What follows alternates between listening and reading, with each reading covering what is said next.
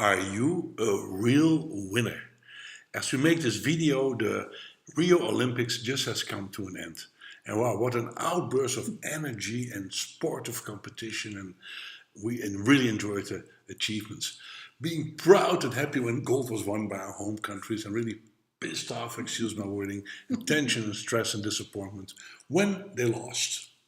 Where fighting, being competitive, and winning and losing are a part of our human makeup, and sports is a nice nice ritualized way to handle that.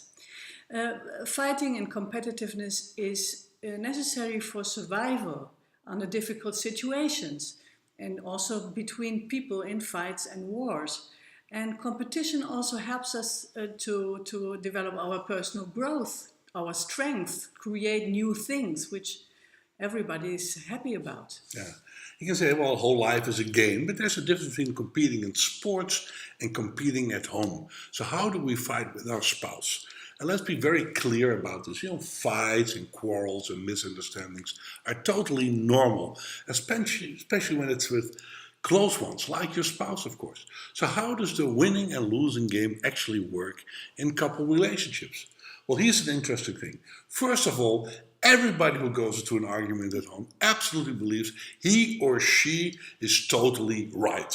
So actually there's two rules. Rule number one, I am right. Rule number two, in case I'm not right, you go back to rule number one, because I am right. So it's all about if the other person would only change, their life would be great. And this belief sort of gives you the strength to really go into the fight. There are actually two ways how to do the winning or losing game in couple relationships. One is trying to win by directly attacking. How do we do that? We criticize, we blame, and by that we try to make the other a little bit smaller.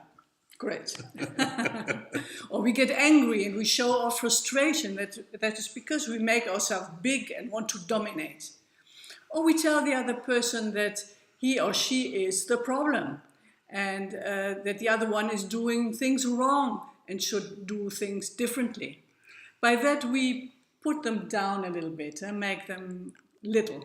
A little bit, well. Yes. Tremendously. So besides that approach of attacking, there's a second approach, which is trying to win by totally withdrawing. So actually it's an indirect way of attacking or damaging. Now, how do we do that? We shut up, we don't talk anymore, that's it. And a painful silence is the result. It's a sort of silence that you could describe as it's the loudest sound in the house is this painful silence. Another way is you withdraw inside, or you go away. You leave your partner empty-handed and the partner's there like, what the F is going on? Or we withdraw sort of emotionally, become very rational, we come with all kinds of arguments, and it's not very loud, but this and that and the other. And actually you tell it the other again, putting the other down, because you are in charge, you are right. Now, where do these two approaches bring us, attacking or withdrawing? Well, both partners actually think they use it to win, but do they actually win? No, they never win. You might win the battle, but you lose the war, but in this case you lose your relationships. Both then contribute to more distance, more painful silence, less connection, and a weaker bond. So the winning and losing game actually is a dead-end street when it comes to couple relationships. It's about win and win, actually. A win-win situation is what we want. It's recognizing one's own contribution to a fight. It's about empathizing with the point of view of your partner, the feelings, the deeper needs of him or her.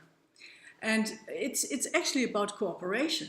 And cooperation is also an innate part of our makeup.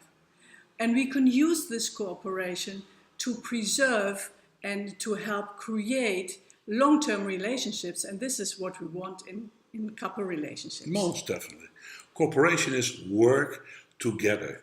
Indeed, as you mentioned, to find out what are the deeper needs and don't totally all the time go on this behavior and all of that. It is to be the very best you can be in that relationship.